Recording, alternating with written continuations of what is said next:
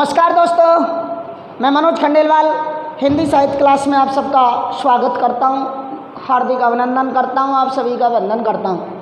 कल की वीडियो में आप सबने देखा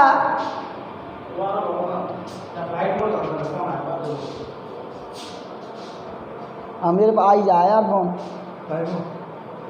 तब बड़ी मुश्किल तो मुफ्त तामझाम बने यार। दोबारा हैं काट दोगे तू।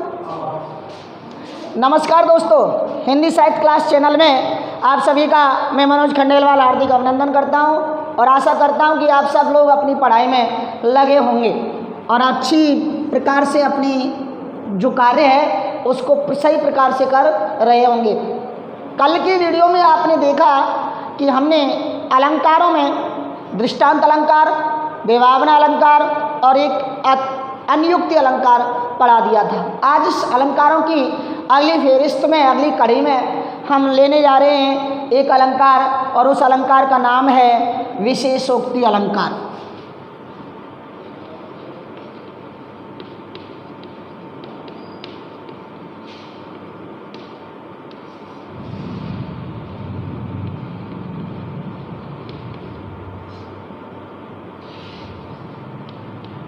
विशेष, अब देखें संधि विच्छेद जब किया हमने तो लाइन वैसे ही आ गई, विशेष प्लस उक्ति, ए प्लस उ बराबर ओ अर्थात गुण संधि। क्योंकि मैं बोलता भी रहता हूँ कि आयु लग्गो दीर्घ में गुणवानों के माथे पर एक कलंगी होती है, बुद्धिमानों के माथे पर डबल कलंगी होती है, तो एक मात्रा लग रही है तो वो गुण संधि हो गई। तो विशेष उक्ति अर्थात विशेषोक्ति अलंकार में क्या होता है कि जहाँ कारण दिया गया है फिर भी कार्य नहीं हो पा रहा है। सेम मैं यूँ कहूँ कि विभावना अलंकार का, विभावना अलंकार के विपरीत होता है, क्योंकि एक विश्व प्रसिद्ध नियम है और वो नियम कौन सा है? वो नियम में ये बताया गया था कि जहाँ कारण होता है वहाँ कार्य दिखाई देता है। इसलिए कार्य और कारण का विश्वव्यापी, विश्व प्रसिद्ध नियम है, बिना कारण के कोई कार्य नहीं होता। किंतु विशेषोक्ति अलंकार में प्रसिद्ध कारण होता है, उसके बाद भी कार्य संपन्न नहीं होता। तो देखें, जहाँ कारण होने पर भी कार्य का, देखें जहाँ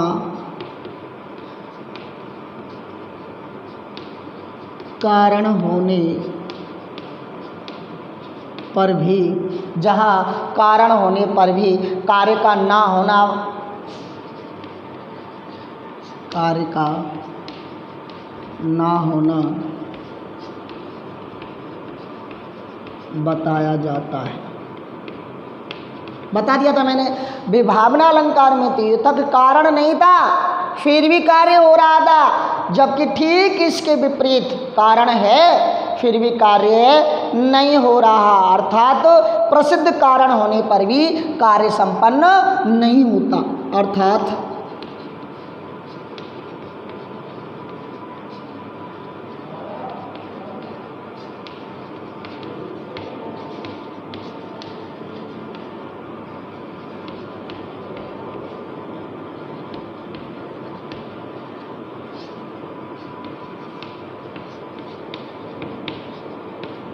प्रसिद्ध कारण होने पर भी कार्य संपन्न नहीं होता।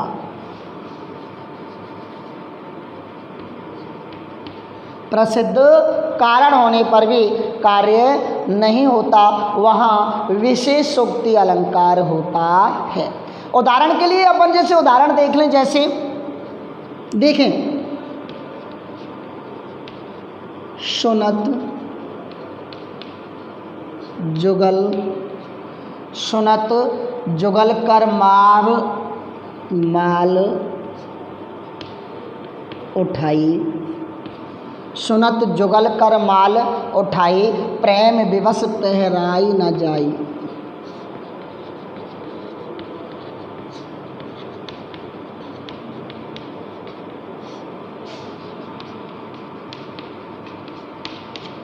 सुनत जुगल कर माल उठाई, प्रेम विवश पहराई ना जाई।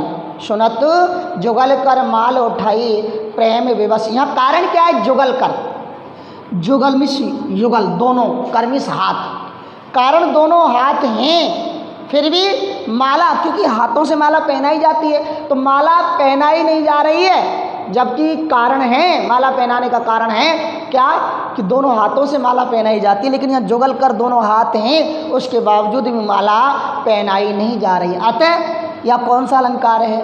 विशेषोक्ति अलंकार। स्पष्टीकरण में अपन एक शुरू में लिख देते हैं, देखो, जुगल कर यानी दोनों हाथ कारण होने पर भी माला नहीं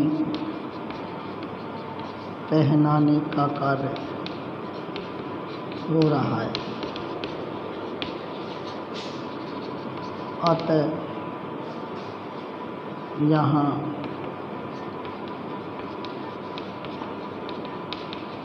विशेषोक्ति अलंकार है। यही तो हमने आपसे कहा था कि जहाँ कारण है और उसके बावजूद भी कार्य नहीं हो पा रहा है तो वहाँ विशेषोक्ति अलंकार होता है, और जहाँ कारण था लेकिन उसके बावजूद भी कार्य नहीं हो पा रहा है तो वहाँ विशेषोक्ति, लेकिन जहाँ कारण नहीं है उसके बावजूद भी कार्य हो रहा है वहाँ विभावना अलंकार होता है।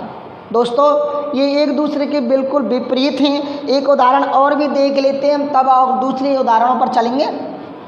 उतार लें आप इसे।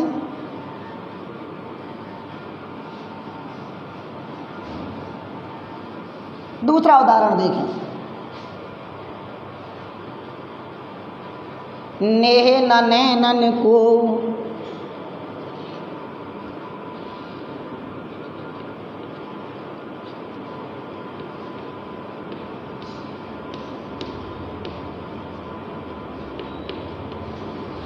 नेह न नैनन को कछु उपजी बड़ी,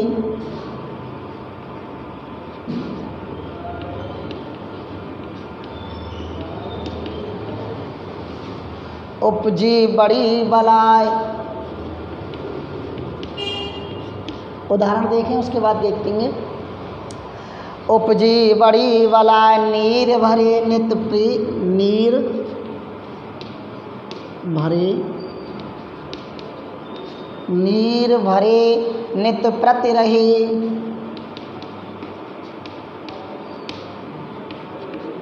तौ न प्यास बुझाए।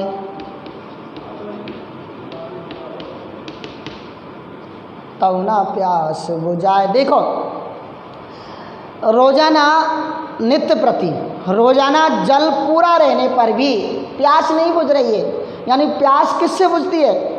जल से, और जल है, कारण है, उसके बावजूद भी कार्य नहीं हो रहा है, अर्थात प्यास नहीं बुझ रही है। तो कारण है उसके बावजूद भी कार्य नहीं हो रहा है तो वहाँ कौन सा अलंकार है? विशेषोक्ति। देखो, इन्ने नैनन को कछु उपजी बड़ी बलाय नीर भरे नित प्रति रहे, तौ ना प्यास बुझाए। नीर भरे नित्य रोजाना नित्य प्रति पानी है, जल है, उसके बावजूद भी प्यास नहीं बुझ रही है। तो कारण के होने पर भी जब कार्य का ना होना पाया जा रहा है वहाँ विशेषोक्ति अलंकार होता है। कौन सा अलंकार होता है? विशेषोक्ति अलंकार होता है।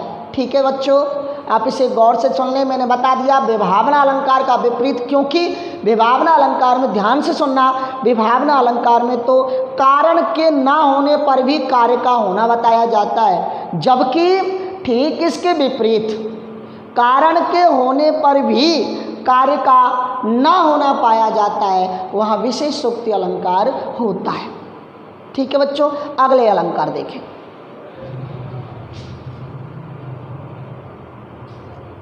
मिटा दूं मैं इसे, देखें।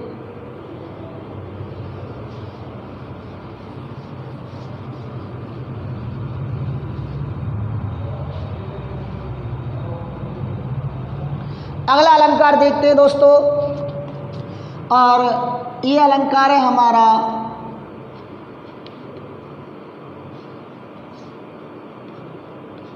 मानवीकरण। जैसा कि नाम से स्टार्ट हो रहा है, एक हिंदी साहित्य का एक शब्द है जो हिंदी साहित्य का इंग्लिश में एक बहुत बड़ा शब्द प्रयोग में हो रहा है, और उस शब्द का नाम है पर्सोनिफिकेशन। पर्सोनिफिकेशन ये हिंदी साहित्य का इंग्लिश में ये मानवीकरण शब्द के लिए प्रयुक्त होता है। तो ये हिंदी साहित्य में ये इंग्लिश का शब्द मानवीकरण अलंकार के लिए प्रयुक्त होता है। मैं यूँ कहूँ, जब अमूर्त भावों को, मूर्त नहीं अमूर्त अथवा जड़ पदार्थों को, जड़ वस्तुओं में मानवीय गुणों का आरोपण कर दिया जाता है, अर्थात मानवीकरण में प्रकृति को मानव का रूप प्रदान कर दिया जाता है, जड़ वस्तुओं को मानव पर आरोपित कर दिया जाता है, अर्थात निर्जीव पदार्थों को मनुष्य की तरह काम करते हुए या सुख दुख आदि भावों से पूरित जहाँ बताया जाता है वहाँ मानवीकरण अलंकार होता है। अर्थात मैं यूँ कहूँ, प्रकृति के तत्वों को जब मानव पर आरोपित होकर अर्थ निकाला जाता है, मानवीकरण बन जाता है। अर्थात प्रकृति के पदार्थ अथवा जड़ या अमूर्त पदार्थों को जब मानवीय कल्पनाओं पर या मानव पदार्थों पर या मानव रूप पर आरोपित कर दिया जाता है, मानवीकरण बना दिया जाता है, वहाँ मानवीकरण अलंकार होता है। देखिए, जब अमूर्त भावों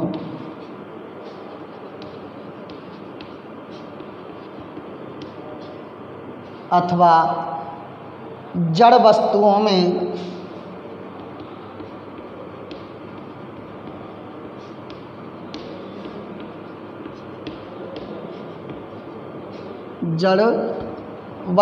में मानवीय गुणों का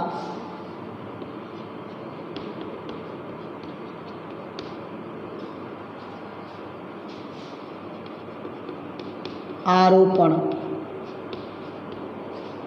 कर दिया जाता है। अर्थात तुम याद रखना, प्रकृति के तत्वों को जब मानव पर आरोपित होकर अर्थ निकाला जाता है, मानवीकरण बन जाता है। इस बात का हमें याद रखना है। मानवीकरण अलंकार में इस चीज़ का हमें बहुत याद रखना है। देखिए कैसे मानवीकरण में प्रकृति को मानवीय रूप दिया जाता है। इस अलंकार में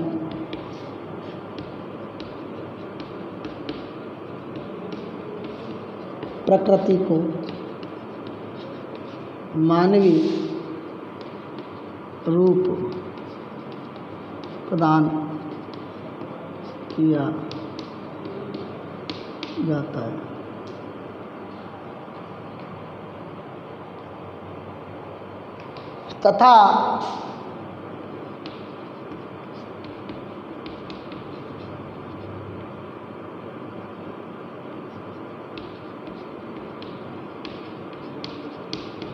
तथा निर्जीव पदार्थों को मनुष्य की तरह काम करते हुए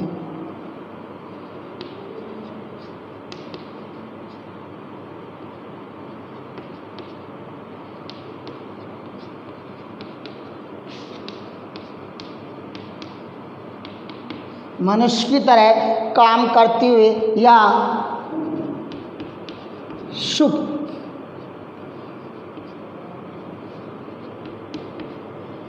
दुख आदि से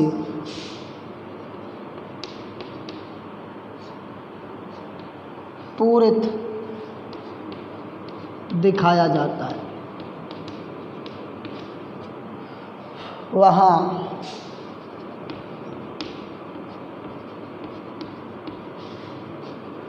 मानवीकरण अलंकार होता है।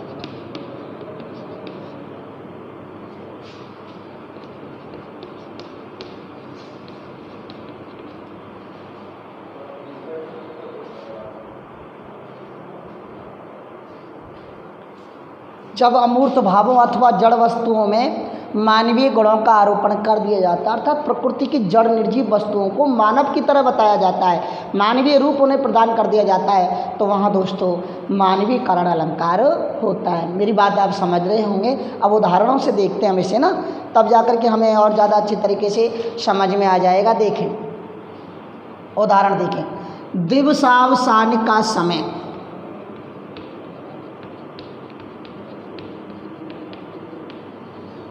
दिवसावसान कहते हैं दिवस प्लस अवसान, अवसान जो दिन छिपता है, अस्त होता है।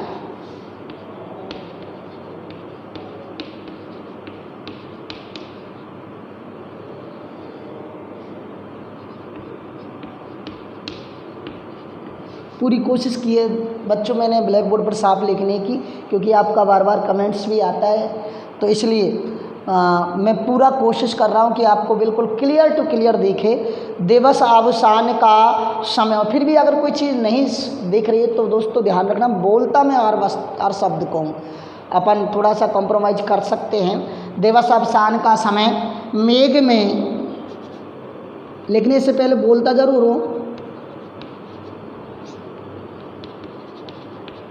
आसमान से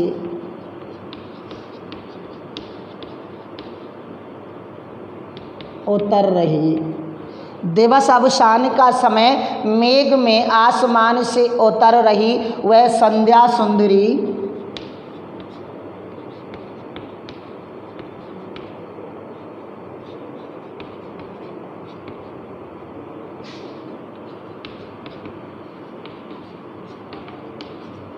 वह संध्या सुंदरी परिसी धीरे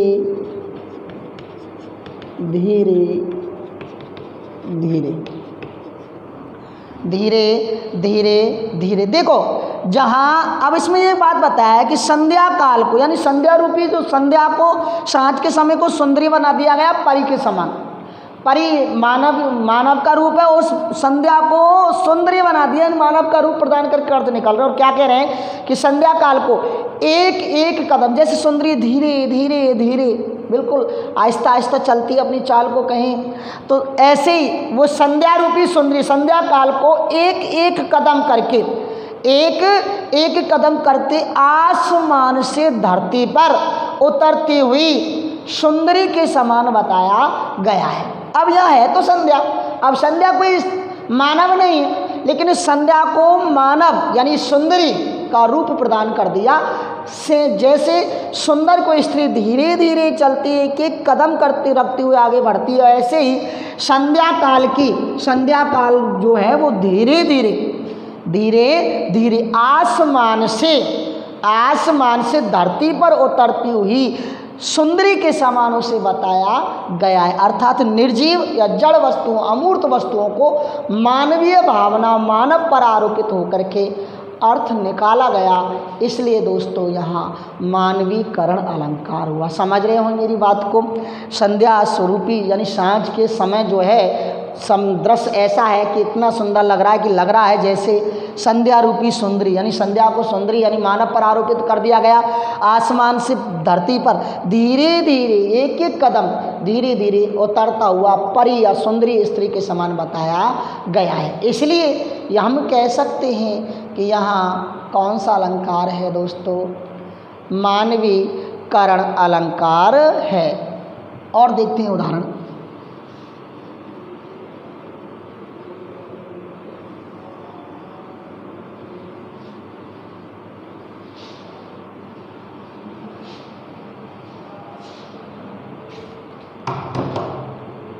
देखो उदाहरण दूसरा देखो, अपन जब 9th क्लास में एक उदाहरण दिया गया, और इस सरसों की न पूछो,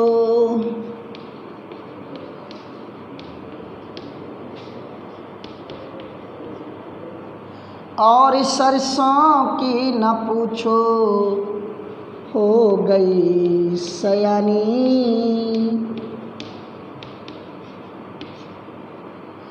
हाथ पीले कर लिए,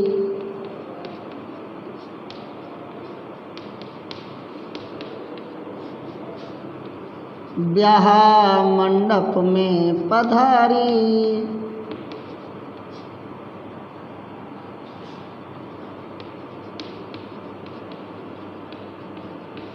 अब देखो इस उदाहरण से देखो और भी क्लियर हो जाएगा कि कभी ये कह रहा है कि और इस सरसों की न पूछो हो गई सयानी। यहाँ सयानी शब्द उस लड़की के लिए आए जो शादी के योग्य, जिसकी उम्र हो जाती है। हाथ तो पीला, यहाँ मुहावरा हाथ पीला होना मतलब शादी होना। जब भी लड़की की शादी होती तो हाथ पीले कहते हैं उसको। तो यहाँ सरसों की कभी आपने सगाई होती देखी है, शादी होती देखी है, लेकिन यहाँ सरसों को आरोपित कर दिया किसके लिए? शादी योग्य लड़की के लिए। तो यहाँ जड़ वस्तुओं पर, प्रकृति की वस्तुओं पर मानव का रूप प्रदान कर दिया गया। और जब उसके हाथ तो ब्याह मंडप में पधारी यानी शादी उसकी हो रही है। तो यहाँ प्रकृति के तत्वों को, प्रकृति की वस्तुओं को, प्रकृति रूपी जो तत्व हैं उनको मानवीय रूप प्रदान कर दिया गया और तब अर्थ निकाला गया। इसलिए यहाँ कौन सा अलंकार है? मानवीकरण अलंकार। और देखिए अगला, बांधे मुरेठा शीश पर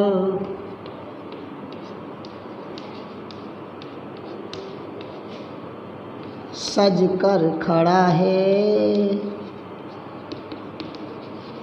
अब मुरेठा कहते हैं यहाँ जो पगड़ी अपन बांधते हैं, साफा।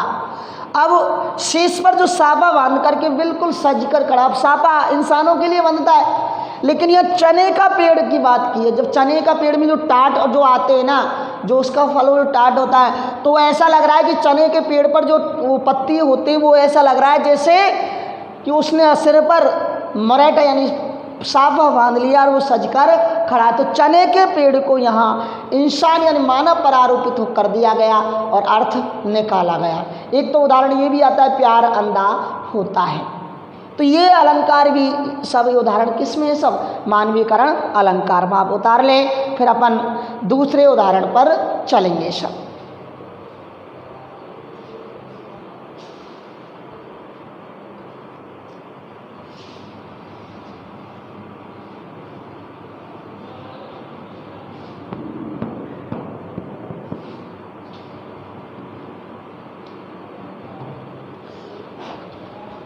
अब अपन एक बहुत जिसे कहते हैं हिंदी साहित्य के अंदर जो बच्चे प्राय पिछले साल भी कोशिश रही थी और अब की साल भी कि सर ये अलंकार हमारे कम समझ में आता है। तो देखें आज उस अलंकार को अपन बिल्कुल सरल करते हुए चलेंगे और अलंकार का नाम है बिल्कुल समासोक्ति। देखिए साहब, समासोक्ति। अपन ये कहें कि सर इसे बाद में समझा देना कठिन है, इसलिए एक अलंकार और देख लें और वो अलंकार है व्यतिरेक।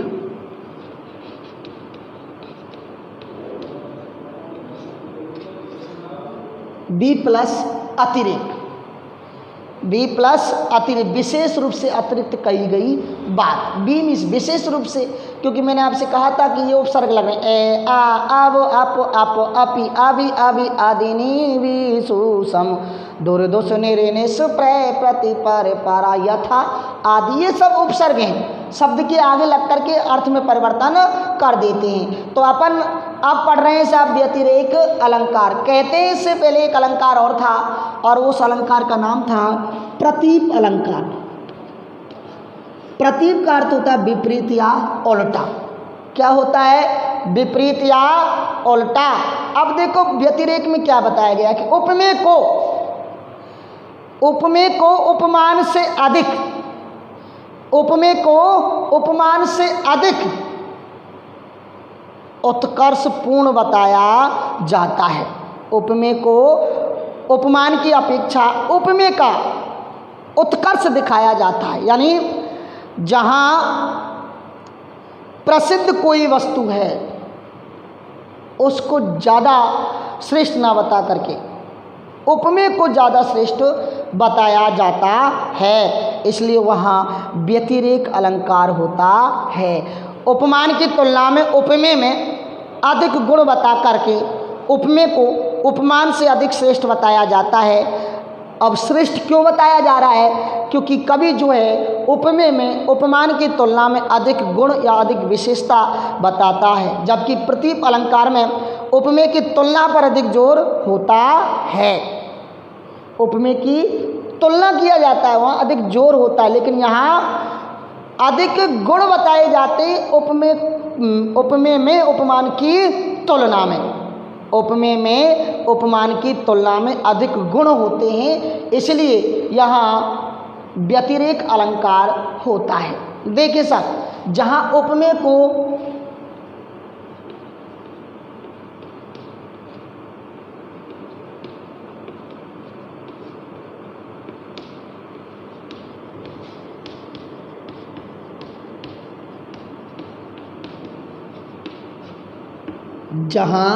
उपमेय को उपमान से अधिक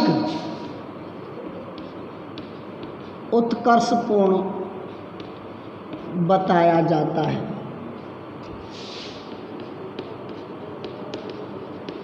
उपमेय को उपमान से अधिक उत्कर्षपूर्ण बताया जाता है, अर्थात उपमेय की उपमान में श्रेष्ठता का आधार, उपमेय की उपमान से श्रेष्ठता का आधार, उपमेय की अगर उपमान से हम श्रेष्ठता कर रहे हैं, आधार उसमें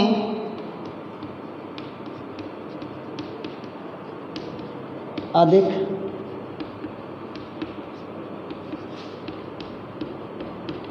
विशेषताओं का होना पाया जाता है। या मैं यूँ कहूँ कि प्रस्तुत और अप्रस्तुत दोनों ही बातें एक साथ हमें दिखाई देते हैं। या मैं यूँ कहूँ प्रस्तुत के माध्यम से अप्रस्तुत यानी अनुयुक्ति अलंकार के बिल्कुल विपरीत, प्रस्तुत के माध्यम से अप्रस्तुत का ज्ञान यहाँ कराया जाए, ठीक अनुयुक्ति अलंकार में अप्रस्तुत के माध्यम से प्रस्तुत किया जाता, तो यहाँ प्रस्तुत के माध्यम से प्रस्तुत ज्ञान के माध्यम से अप्रस्तुत का भी बोध कराया जाता था, जबकि उसमें अप्रस्तुत के ज्ञान के माध्यम से प्रस्तुत की बात बताई जाती थी। अब देखिए उदाहरण इसका देखते चले। एक चौक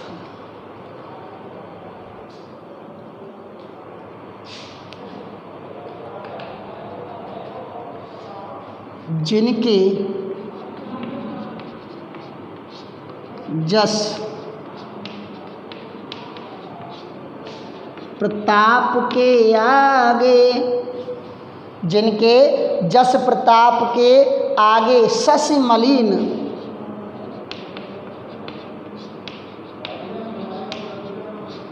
रवि शीतल लागे।